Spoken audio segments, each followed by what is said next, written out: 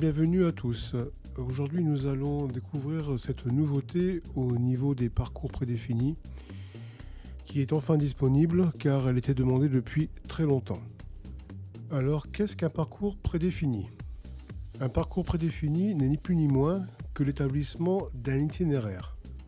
Toutes les voies incluses dans cet itinéraire doivent être libres d'occupation pour pouvoir enclencher l'itinéraire en question. Ceci permet de garantir la sécurité de circulation des convois. Alors, comment mettre en place un parcours prédéfini ? Vous allez voir, c'est très simple. Dans un premier temps, nous allons déjà construire le parcours. Donc déjà, on va se rendre dans l'éditeur des parcours prédéfinis, qui se situe ici en bas. Dans cet éditeur, il y a deux boutons qui nous intéressent. Celui-ci, pour poser le début du parcours, et celui-là pour déposer la fin du parcours. Nous allons maintenant déposer le début du parcours. Donc, on clique sur le bouton et, par exemple, on va le faire démarrer d'ici. On va supposer que le sens de circulation est comme ceci. Je vais faire, par exemple, la fin du parcours, que je vais poser, par exemple, ici. Je pourrais très bien le poser là, mais bon, je vais le mettre ici. Pour établir le parcours, c'est très simple. Il faut d'abord sélectionner le début et sélectionner la fin. Sauf que là, et je l'ai fait volontairement, nous avons une erreur. Aucun parcours n'a pu être établi entre le départ et l'arrivée. Veuillez vérifier l'état de vos branchements.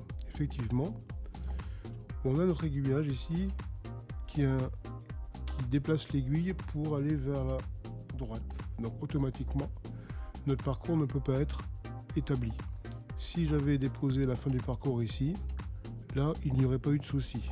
Mais comme j'ai ma fin de parcours ici, il suffit juste que je commute l'aiguillage dans l'autre direction, c'est-à-dire vers la gauche. Et maintenant, je reclique ici, et là, le parcours prédéfini a été créé. Toutes les signalisations et aiguillages ont été intégrés dans le parcours. On peut ajouter ou supprimer d'autres signalisations ou aiguillages en maintenant la touche CTRL enfoncée. Donc là, vous voyez, on a notre parcours qui est dessiné.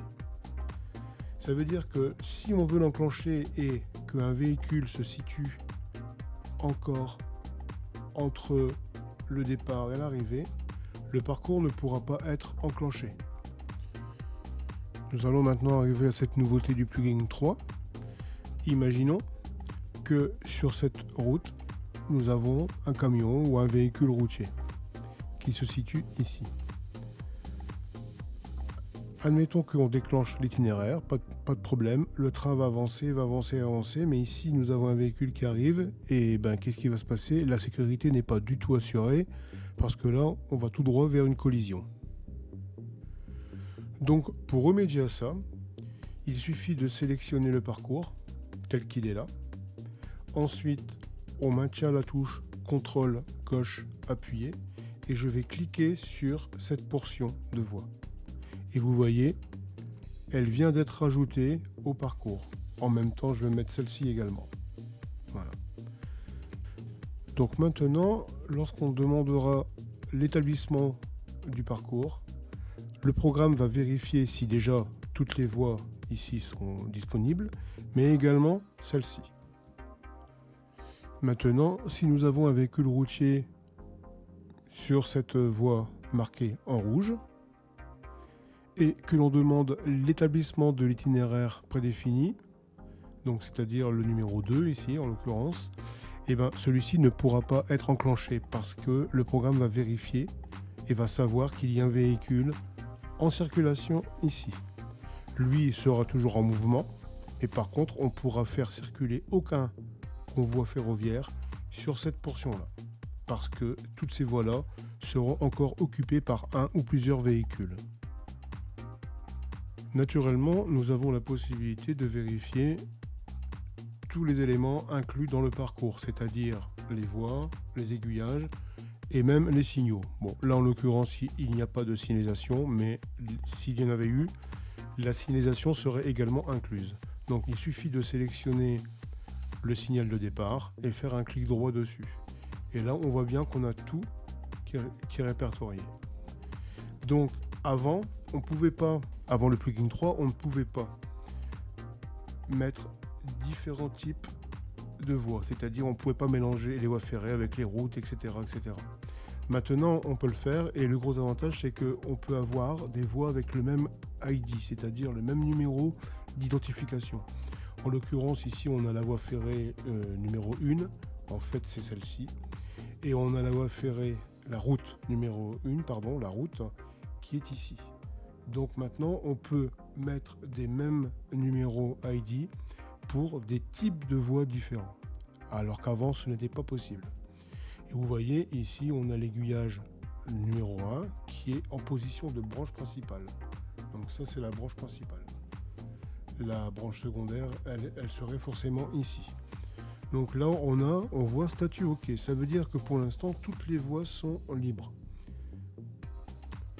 Maintenant, si je rajoute un véhicule quelque part sur les voies, donc là pour l'instant tout est OK. Je vais donc ajouter un véhicule sur les voies. Par exemple, je prends cette locomotive, je vais la mettre ici.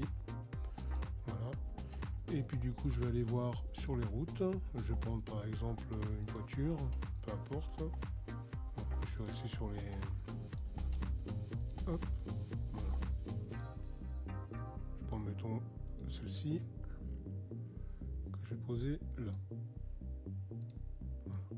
Maintenant, je vais aller revoir les propriétés de mon parcours. Et on peut remarquer que nous avons la voie ferrée numéro 3, donc c'est celle-ci.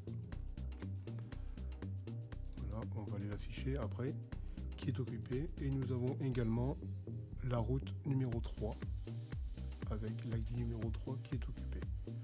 Donc effectivement, on va aller vérifier ça tout de suite. La voie ferrée ici, celle-ci, c'est bien l'ID numéro 3 qui est affiché ici.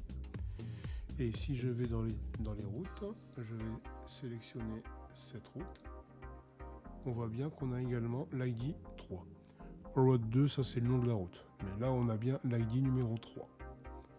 Donc là, on a bien la confirmation que notre itinéraire prédéfini est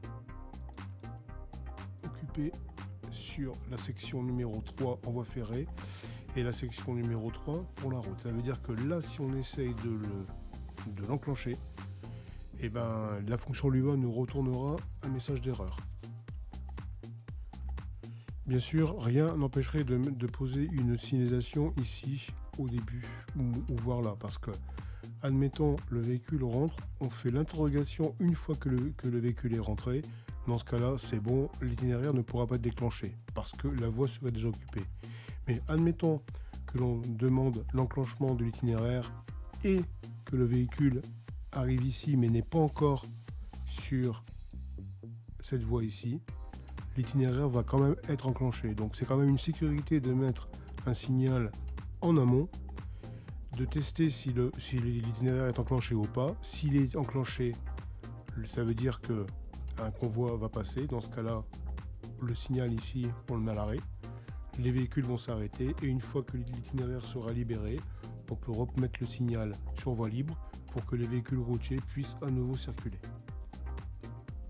Tout ça, ça peut se faire avec des fonctions Lua, c'est beaucoup plus facile et ça permet d'automatiser le réseau. Je vous remercie de votre attention et je vous dis à très bientôt.